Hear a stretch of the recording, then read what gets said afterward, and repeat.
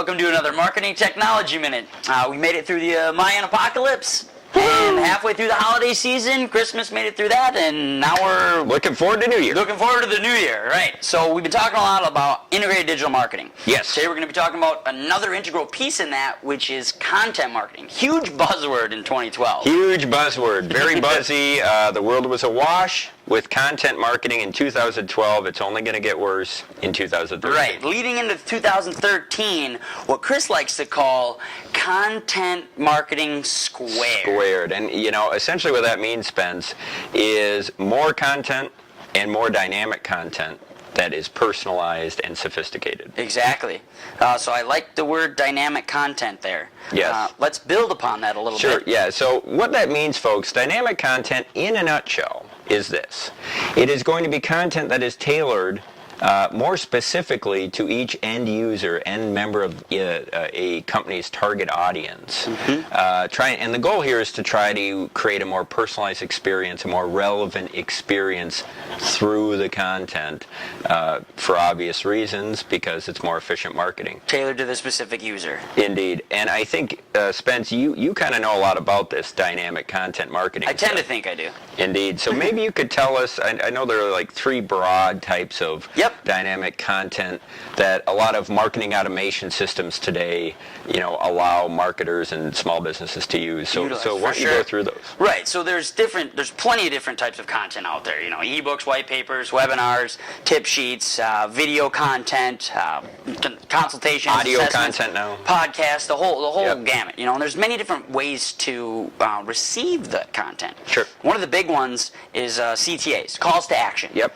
Well, going into the dynamic content into 2013 is smart CTAs. Now, these smart CTAs, once again, go back to what you were saying, and they tailor to the actual buyer persona that is looking for that content. Okay, so these are calls to action. When you go to a website and you click on something that says buy this, download this, that's a CTA. Yep. And you're saying these CTAs are going to be tailored to specific preferences of individual users through big data, like you've said, based on their browsing history on the site, based on their preferences, based on what they're looking at, what they're going through on your site. Let's say, for example, they're going through and they're looking at a lot of the same content, they're downloading the same similar things. Sure. Well, these smart CTAs will tailor their experience to more content that your company might have that fits their needs. So, and I suppose the more that a person comes to your site and maybe they started at the top of the funnel. Sure. They're just kind of, getting in that awareness, element. Yep. They might download an ebook Sure. or a white paper or a how-to video. And then they come back and they're going to see a new CTA. Right. Because they're kind of further down the funnel now, right? Yeah, it's not gonna come up with the same, tofu CTA. It's gonna maybe pop them into the middle of the funnel. Okay.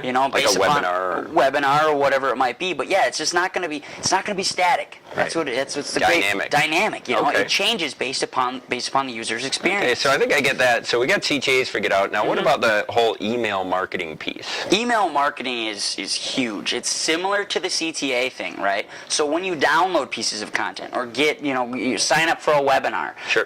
Marketers out there are now nurturing these leads that they've generated. Taking your email, putting you into a lead nurturing campaign using marketing automation software. Yep, for sure. So now these lead nurturing campaigns, which are series of emails that go out to your users and go out to your potential leads, clients, customers. And what do these emails do? These emails are, they're going to generate stronger leads for you. Okay, so traditionally what they've done, right, is they've offered a lead a series of emails that offer them different types of content. Exactly. At certain way posts or intervals, like after the 5th day, the 10th day, they'll get an over a month of time. Right, so and they're trying to kind of nurture down the funnel. Yep, they sell themselves is essentially what that's for. Okay, so that was the early days of this. So now you're saying these email campaigns have become more dynamic. More dynamic, more tailored to the user based upon what they've downloaded. Let's say they download a piece of content and then you give them, and then they get a lead nurturing campaign. Well, anybody that downloads that piece of content with static content gets the same lead nurturing campaign over a series of emails. Well, with dynamic content, you're able to tailor that based upon their past experiences on your site, other pieces of content I understand. they've downloaded or looked at even. They don't have to download. They can be interested in certain topics, and they can get a lead nurturing campaign that will be tailored to videos they've been watching. And so it's more personalized, and you're trying to cut out redundancy and make it more efficient and bring them down the sales funnel quicker and really give them what they want. For sure. That's exactly. Give them what they want, when they want it, and when they want it is now. Okay, well, I get that. So we get CTAs, we've got email, and then I heard something about website images. Images and different elements of your website can be tailored now. That's crazy. In a smart way. Sure. So based upon your geographic location, maybe the language you speak, wow. These images are tailored. Let's say on your blog site, there might be a banner ad that comes up. Maybe your company's putting on an event. Maybe your company is nationwide, and you have clients in Florida. So if I'm from Tallahassee, Florida, and I go to this website, and then I come back, maybe I'm going to see a nice picture of palm trees or whatever. Exactly, or you're northern Minnesota, and there's a picture of snowy white hills. Yeah, there you go. So really an exciting time, a dynamic time for content in 2013. Yep. If we can just get there. And I think the bottom line here, folks, is the two value adds for the end consumer are greater personalization and greater simplification, for sure. which is good for both the consumer and for the producer. Definitely. So I think we've got this dynamic content thing figured out, Spence. Got it nailed.